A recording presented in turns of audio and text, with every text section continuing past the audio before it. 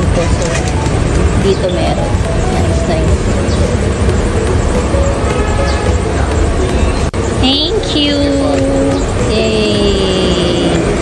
Yan, 4 AM in the morning. Let's go! So, guys, ito na siya. Buksan natin.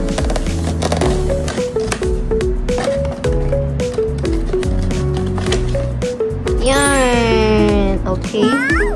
The moment of truth. Tikman na! So guys, ito na siya. Ininit ko muna ng 5 minutes at 100 degrees Celsius. Galing sa ref yung Dunkin' Donut na yan. Okay, kung kakainin nyo siya ulit, lagay nyo muna siya sa oven. Tama ba? Oven toaster. Microwave. Yan. Hindi naman siya microwave. Ay, oven toaster pala. Oven toaster para siguro mas masarap. Kasi kung galing sa ref, hindi naman malamig. Dapat ang donut, diba? Dapat medyo mainit-init siya. Yan, medyo nag-melt-melt yung chocolate niya. Kung i-compile yung mga pistachio series namin, una yung Contis, pangalawa yung, sabi? Yung Fix Dubai chocolate. Pangatlo itong Dunkin'. Ewan ko ano pa yung susunod na pistachio na lalabas. Yeah, so alam nyo ba, 4 AM, yun nga, 4 AM namin to nabili. Kasi, nag-try lang naman kami since naghahanap kami ng makakainan kaninang 4 AM. Tapos, nag-try kami sa pangalawang store na pinagtanungan namin. Sakto, meron silang Dunkin' Donut na pistachio. Nadaanan lang talaga. Yan, nag-try lang. Oo.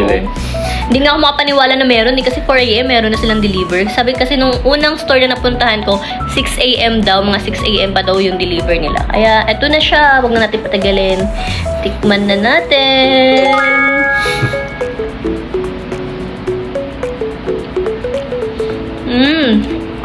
Lasa. Ang sarap. Ang mulaw. Ang sarap ng chocolate. Uy. Hindi siya ganun katamis. Lasa pa rin donut. 120 nga pala nabili namin to guys. So, tatlo yung binili ko. Isang box na. So, 360. Ayan.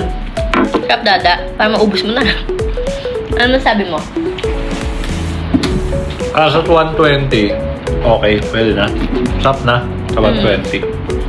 Hindi siya ganun katamis. Hindi siya... Pero mahal ang 120 para sa donut pero pwede na yun siguro. Saka ang dami niyang pistachio sa loob. Hindi talaga tinipid. Talagang sobrang dami. Tapos meron pang toppings na pistachio. Tapos itong chocolate niya, hindi rin ganun katamis. Pati ito, talagang sakto lang. Para sa akin kasi hindi ako sweet tooth eh. Kaya gusto ko yung sakto lang yung tamis, hindi yung sobra. Sa totoo lang, kaya kami nagbibili ng pistachio na yan. Kasi yung history ng pistachio natin sa Boracay, di ba? Yung ice cream. Oo, yung ice cream. So, ng pistachio ice cream din. Gelato. Gelato yun, di ba? Yung gelato ice cream, ng sarap.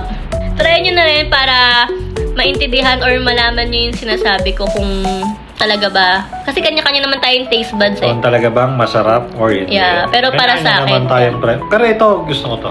Para sa akin, mas okay to sa tatlong nabili namin. Kasi ito hindi ganoon katamis, sakto lang talaga. Sa tatlong natikman pala namin. Ito yung pinaka hindi matamis. Yeah. So, try nyo na din. Yun lang.